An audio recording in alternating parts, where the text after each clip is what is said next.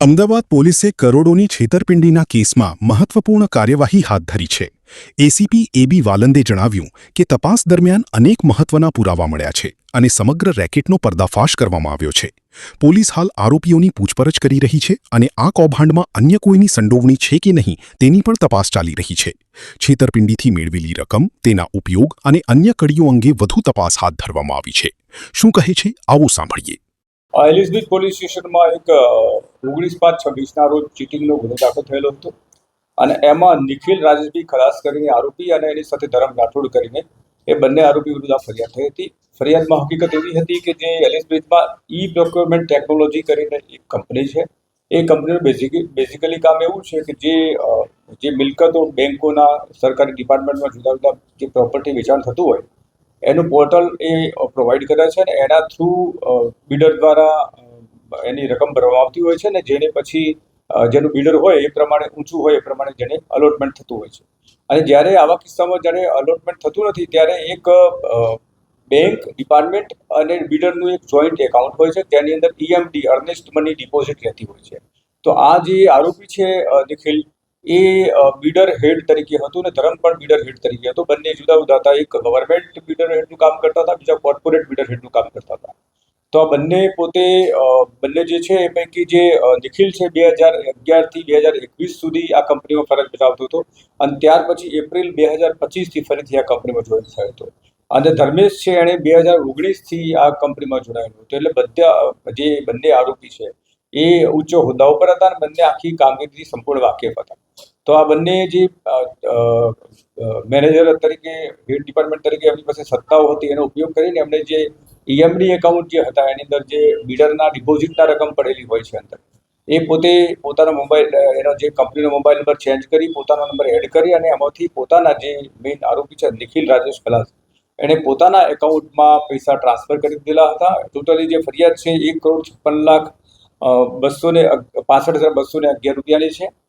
આ જે ચીટિંગ કર્યું એના પછી આરોપી છે એ પોતે ડિજિટલી હોશિયાર છે, એટલે જે પોતે નાસ્તો ફરતો હતો અને પકડમાં આવતો ન હતો। આ બાબતે પોલીસ કમિશનર શ્રી અમદાવાદ શહેર સંયુક્ત પોલીસ કમિશનર શ્રી અને અમારા ડીસીપી ઝોન 7 શ્રી શિવર વર્મા સાહેબ છે એ આમાં સતત એના પર વોચ રાખતા હતા અને માર્ગદર્શન આપતા હતા। એટલે જે ઝોન 7 LCB છે એના જે PSI વાઘેલા અને એલએસપી PI એ સંકલન કરી અને આ બાબતે માહિતી મેળવતા મજકૂર જે આરોપી છે નિખિલ એ સુરત હોવાની હકીકત મળતા એની સુરત ખાતેથી લાવી અને આ ગુનાના કામની ધરપકડ કરેલી છે।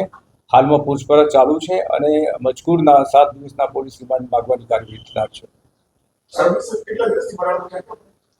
આ ગુનો દાખલ થયો 19/5/2026થી, ત્યારથી એ ફરાર હતો અને માહિતી પોલીસ જેને પૂછપરછ કરી ત્યારે પોતે સુરત ખાતે હોવાનું જણાવે છે, પરંતુ એકદમ ચીટર છે અને ડિજિટલી બહુ હોશિયાર છે।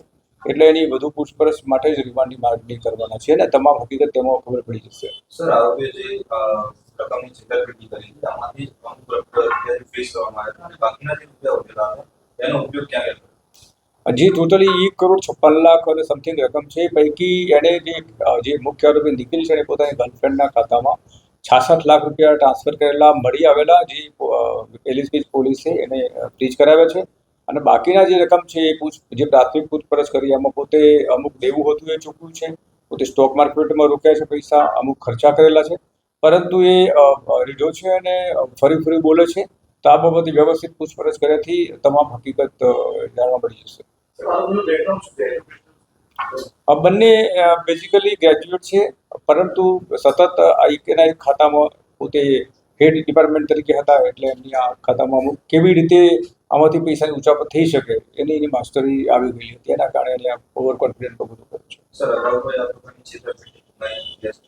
ના, એ બંનેમાંથી કોઈ નથી શું કેટલા સમયથી ચાલતું મુખ્ય બીજી વાત કે પૈસાનું મુખ્ય કારણ આર્થિક સ્થિતિને સારી કરવા માટે આમાં જે તપાસ દરમિયાન જાણવા મળ્યું 2019થી આ લોકો અંદર હતા અને ત્યારથી જ ધીમે પોતે જે પ્રમાણે પૈસાની ઉચાપત થઈ શકે એ પ્રમાણેની કાર્યવાહી કરતા હતા। છેલ્લે જ્યારે 2026માં આ ખબર પડી એમને, તો ત્યાં સુધીમાં ટોટલી આ મોટી રકમ 1,56,00,000 જેવી રકમની ઉચાપત થયેલી હતી। બેઝિકલી આમનો મેઇન ઉદ્દેશ તો છેતરપિંડી કરવાનો છે, કારણ કે જો એમની જરૂરિયાતો પૂરતી વાત હોત તો એમણે થોડી ઘણી રકમ ઉચાપત કરીને પછી આગળ વધવાનું બંધ કર્યું હોત, પરંતુ એમણે પોતાની જ્યાં સુધી પકડાયા ને ત્યાં સુધી સતત પ્રવૃત્તિ ચાલુ રાખી છે અને પૈસાનો પણ ગેરકાયદેસર રીતે પોતાના ગર્લફ્રેન્ડના ખાતામાં ટ્રાન્સફર કરવા, શેર બજારમાં રોકવા, દેવું ચૂકવવા, મોજ શોખમાં વાપરવા, એટલે આની ઈરાદો જ મલિન હોવાનું જણાય છે।